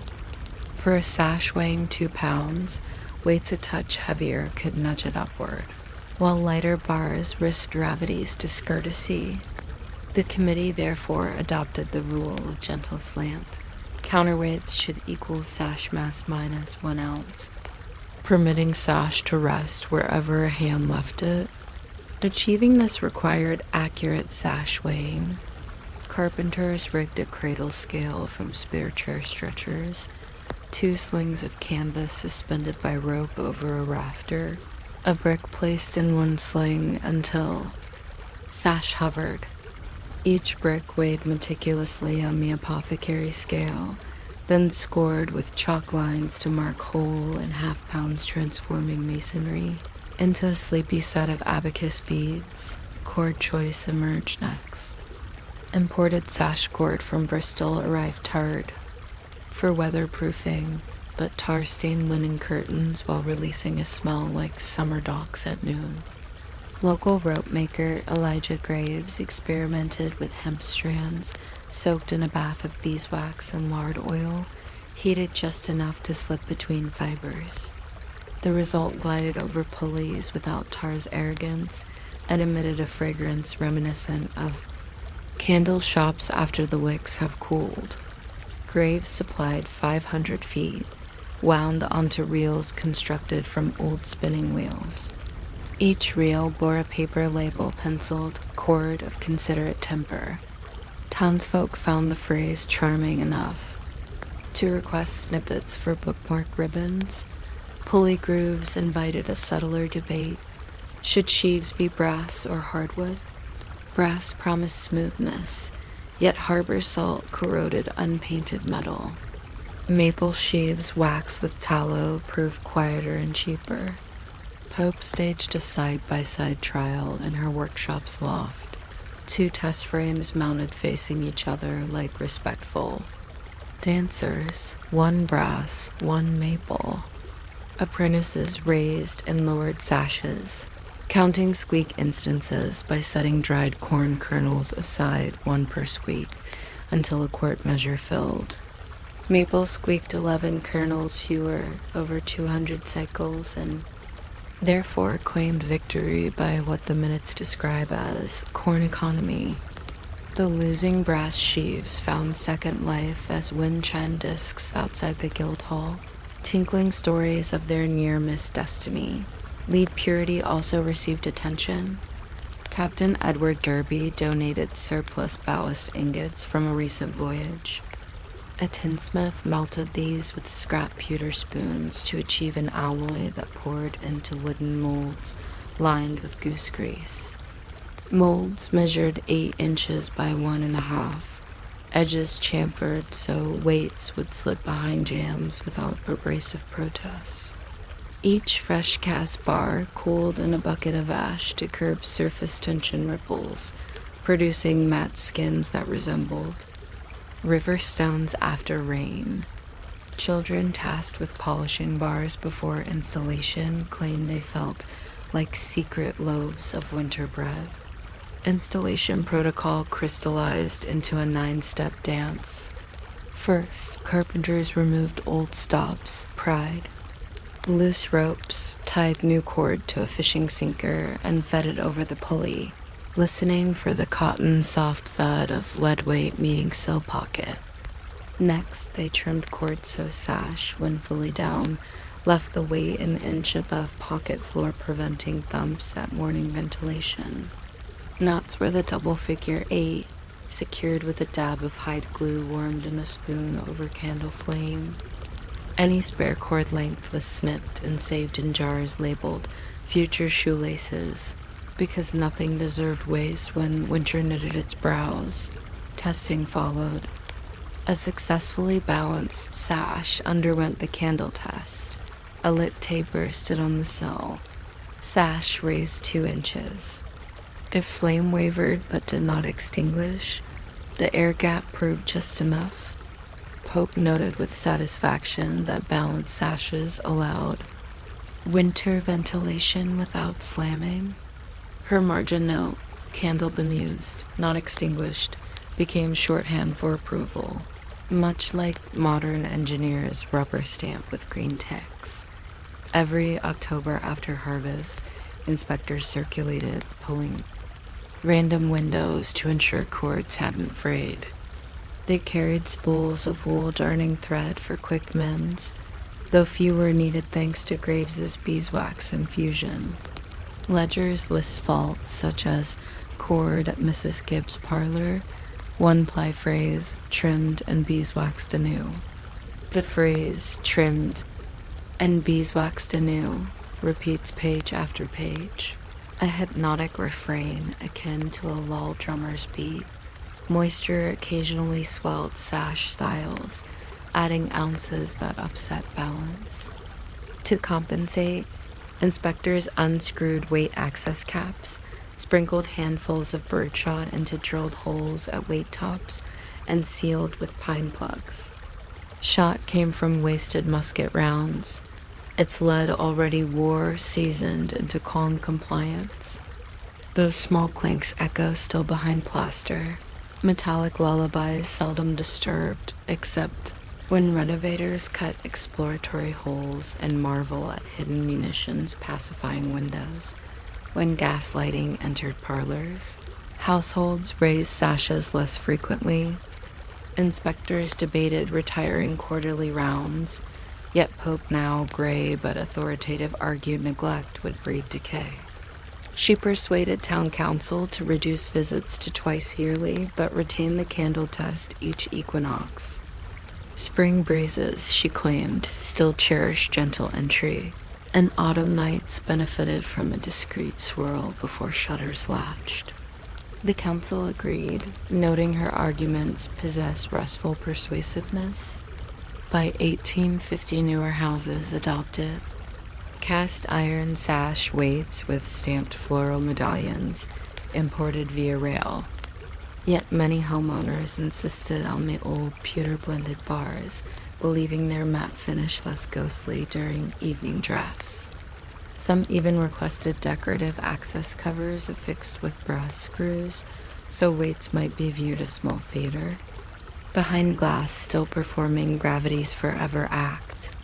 Ledger comments compare these covers to chapels for ballast, tiny sanctuaries where lead prays quietly for equilibrium. Presently, restorers in Salem Historic District maintain popes. Rule set: they melt beeswax in crock pots, thread hemp cords, and slide pewter alloy loaves into pockets that smell of dust and 200-year-old varnish. During tours, docents demonstrate the candle test. Visitors lean close, watching flame lean but persist, drawn into hush by centuries of small calibrations. Some claim to hear faint clinks, the shot waiting, settling with nightly temperature dips. Whether real or imagined, those clinks mimic the soft landing of thoughts when balance finally occurs. So, as your own window panes reflect evening dim. Imagine leather-soled shoes pacing attic boards, hiding string looped at cuffs unfurling to measure elbow heights for pumps and sash heights for breezes. Picture molten lead trickling into grease, slick molds, cooling into gray loaves destined never to be devoured save by gravity. Listen for the candle flames hush bemused, never extinguished, as cords glide over maple sheaves carrying weights that murmur to each other in secret pockets. Exhale as the sash descends. Inhale as it rises, poised anywhere you choose to stop, convinced by calculations quiet enough to let sleep climb in through the gap and rest its elbows on the sill without rattling a single pane. Long before cash registers chimed or digital scales flickered green digits, Salem's open-air market relied on the soft clack of balance beams and the quiet certainty of iron, weights that knew their place in the universe to the very last dram. From 1795 through the close of the 1840s, committees of aldermen, pewter-smudged merchants, and one school teacher fluent in long division gathered every equinox to verify, adjust, and occasionally argue about those weights. Their ledgers contain more entries on lead seals and beeswax impressions than on the price of cod, suggesting a collective faith that peace and commerce began with the unexciting equality of two arms on a scale. Tonight we lift those weights slowly, carefully, to feel how each ounce of procedure presses eyelids toward rest. The impetus arose after a complaint scrawled on the back of a dried goods invoice. A farmer swore that his sack of barley lost nearly half a pound between the south gate of town and the market stall opposite the Black Rooster Tavern. Accusation pointed not to thieving gravity, but to errant weights used by the stallholder, whose set bore no official stamp. The town selectmen reacted with neither outrage nor haste. They simply dusted off the Reservation for Weights and Measures Act of 1764, forming a fresh inspection board chaired by Abigail Stone, a milliner revered for cutting hat ribbons so equal in length that some whispered she measured them by moonlight. Stone's first act was to locate the master. Standard stone weight, an 8-pound block of English brass, shipped decades earlier and kept, according to rumor, beneath the clerk's desk where it served as a doorstop in humid weather. When unearthed, the brass block showed green freckles of verdigris, and one corner dented as if someone had tested its loyalty with a fireplace poker.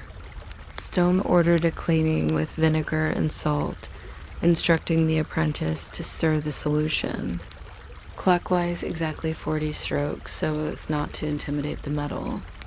Once polished, the block gleamed a reserved amber, like tea brewed strong, then forgotten. It was weighed on a London-made balance borrowed from a retired apothecary. The balance itself required leveling, accomplished by sliding shims of playing card. Stuck under 1 foot until the beam hovered as undecided as a lullaby's final note. Finding the master weighed still, true within 1/10 of an ounce, prompted sighs of bureaucratic relief. Stone documented its mass in a new ledger, writing with walnut ink diluted to the color of dusk smoke. She then commissioned local smith Matthew Gage to cast a hierarchy of subsidiary weights: 4, 2, 1/2, quarter, and 1/8 pounds, plus fractional troy ounces for spice merchants too proud to trust approximations. Gage poured molten mud into iron molds coated by a whisper of lampblack. The molds hissed modestly, then cooled beneath frost-white cotton cloths to temper softly. Each fresh slug carried a raised aphor aquitis on its crown, though this letter would soon be flattened by years of mutual embrace in velvet-lined boxes. Certification required sealing. Stone borrowed the town's pewter seal matrix, its design featuring crossed sheaves of wheat beneath the motto, "Measure maketh honor." Soft sealing wax, rose-scented from a previous fiscal year's indulgence, was melted in a brass spoon over a tallow candle. At precisely the moment the wax skin shimmered, Stone dripped a pearl atop each weight and pressed the matrix gently, turning it 1/4 degree left then right to avoid suction.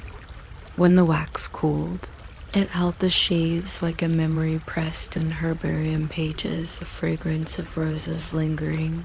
Absurdly pleasant given the prosaic destiny of the weights, inspection day dawned every vernal and autumnal equinox. Merchants queued beside trestle tables under the old elm. Baskets of iron weights clinked like subdued wind chimes. Stone and her assistants compared each merchant weight against the town standards. Procedure ran thus: standard on left pan, merchants on right, then gently lower beam. If the beam whispered level, the assistant chalked a tiny dot inside the merchant's tin box. If it dipped, she filed a sliver off the heavier weight, catching filings on linen to prevent loss to breeze. Filings were melted and cast into miniature animal shapes owls, mostly and given to children, so no metal left the civic economy except via bedtime smiles. Occasionally a weight proved light, A graver insult suggesting shaved edges. Stones. Ledger marks such culprits with a small frown drawn in the margin. Repeat offenders faced recalibration fees measured in pence and reputation. Yet even here calm reigned. The merchant observed the filing, nodded in agreement, and tucked adjusted weights back into his cedar box redolent of dried orange peel. Contingent slept on inspection day as soundly as exhausted farmhands. Calibration expanded to yardsticks. Schoolteacher Nathaniel Ropes produced a master yard carved into mahogany. Each inch scored by 2 saw kerfs meeting in a V, so fine that candlelight could rest inside without flicker.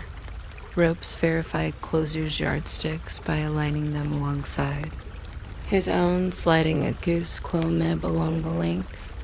Where kerfs diverged, he penciled a note for shaving or stretching, the latter feasible only in imagination, yet he listed it to be thorough.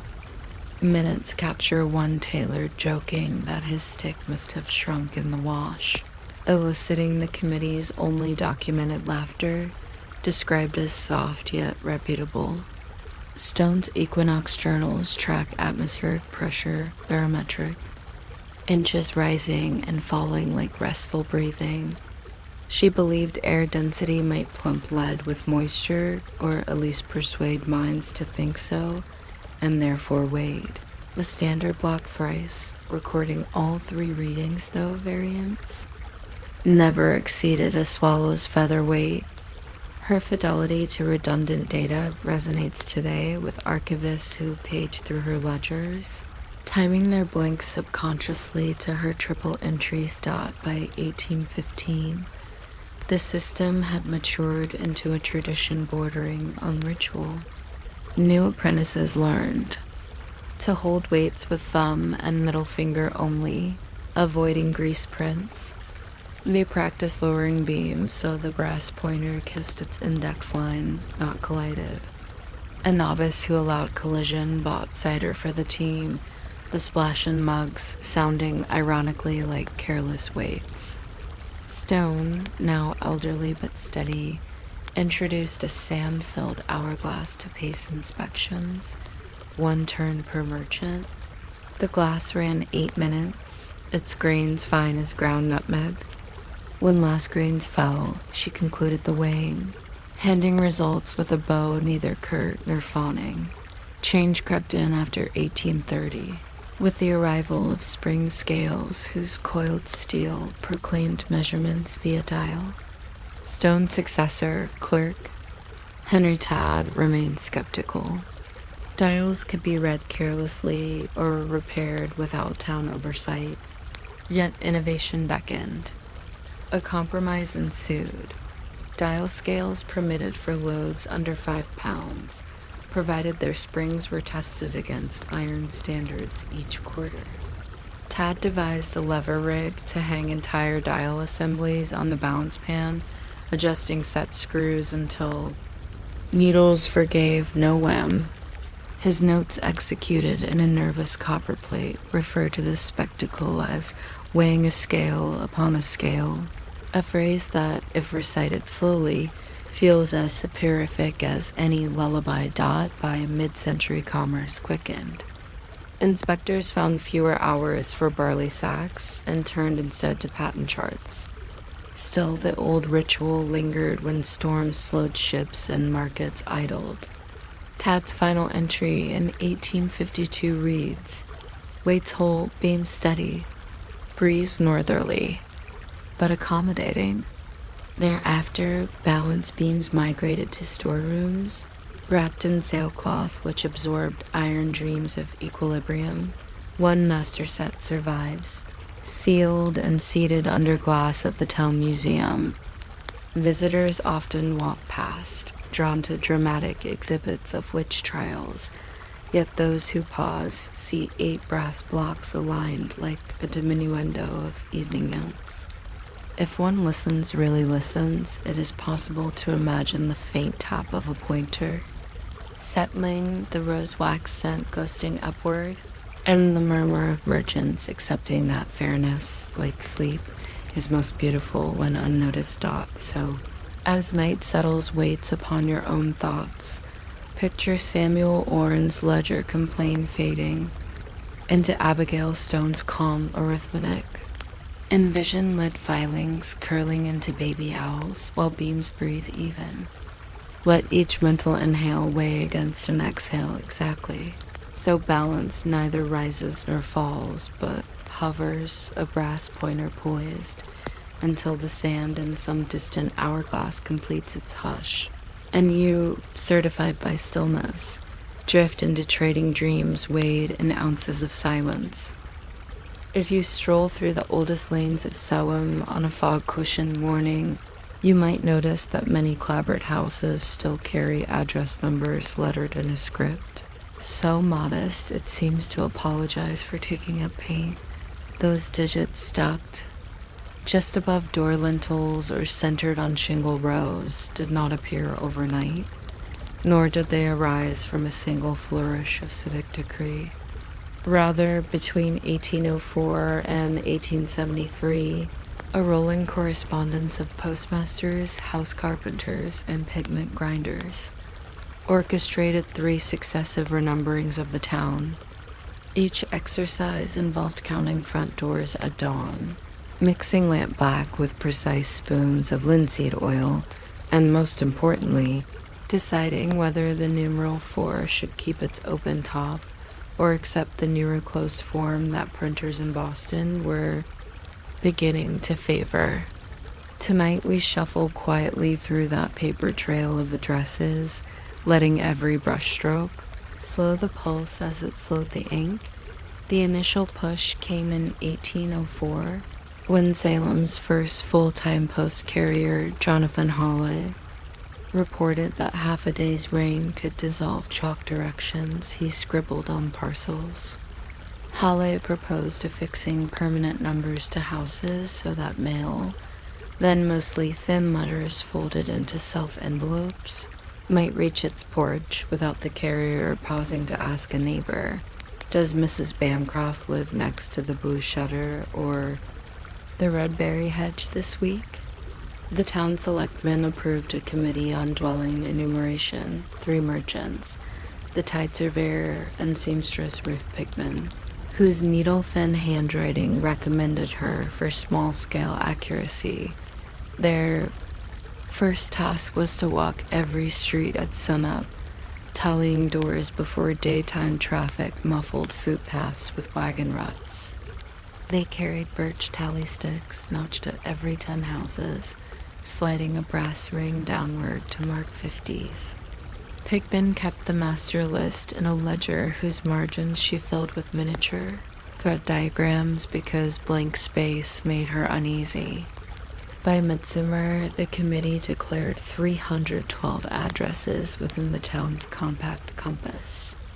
Yet numbering posed a riddle: start at the harbor and move inland, or begin at the meeting house and radiate outward. Hawley argued for the harbor, noting sailors' packages arrived by water. Pigman preferred the meeting house, citing moral centrality. The debate resolved in a compromise both literal and sleepy: odd numbers from the harbor inland on north-south, lanes, evens from the meeting house outward on east-west ways. The pattern wove like a quiet braid no outsider would decode without a map. But the committee assured each other in their ledgers that locals would remember. Paint preparation followed. Cooper Isaiah Wealthy supplied firkins once used for cod liver oil. These he scrubbed with lye and lined with beeswax to block residual odor. Pigment maker Elihu Dodge contributed lampblack scraped from killed chimneys, grinding it with mortar and pestle until it billowed so gently that one assistant described the cloud as charcoal size.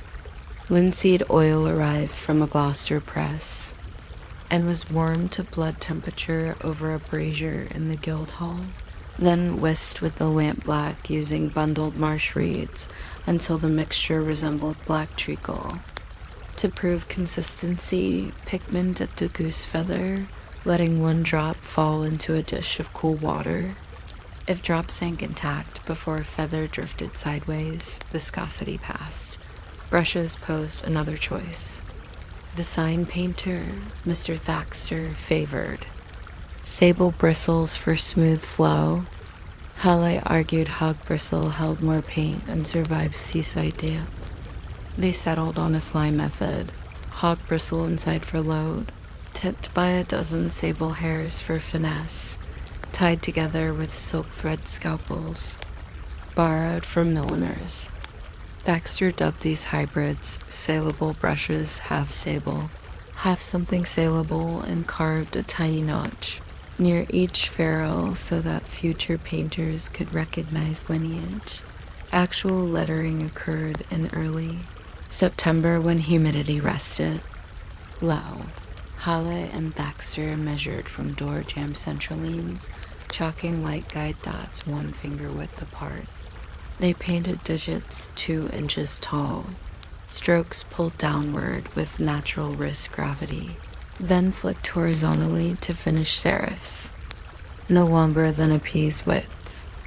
The open-topped 4 earned its moment, its upper triangle loosely sketched, lower stanchion proud, the digit appearing to lean on its own elbow while gazing streetward.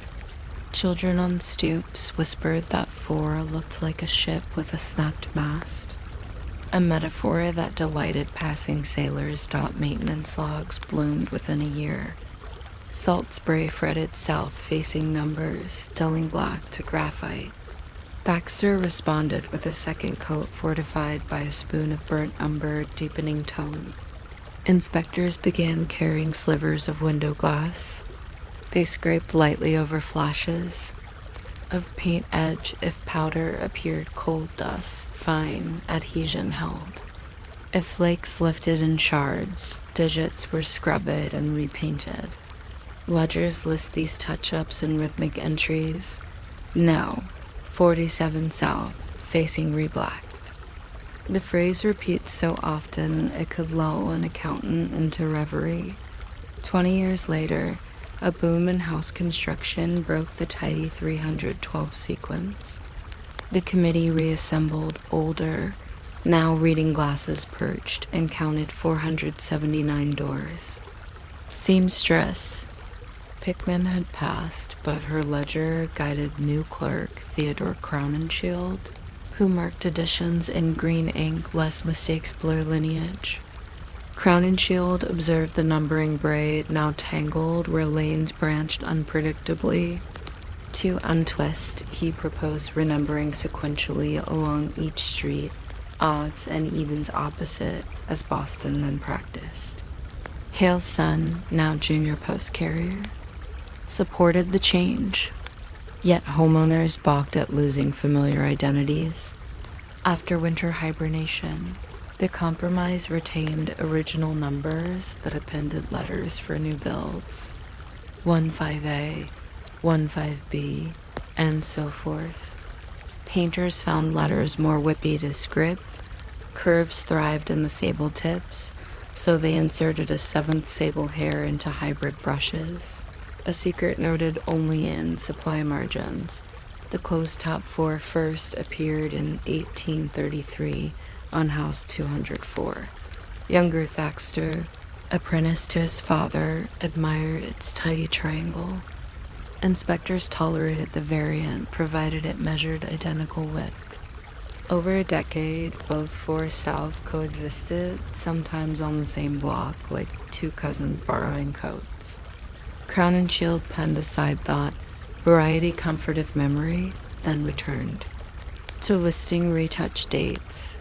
Pigment scarcity during the Mexican War led to experimentation with bone black, mixed from charred cattle tibias. Bone black produced cooler hue, bordering blue. Houses painted in 1847 bare digits, faintly midnight tinged. Those numbers still suggest evening, even at noon. Postman reported no confusion.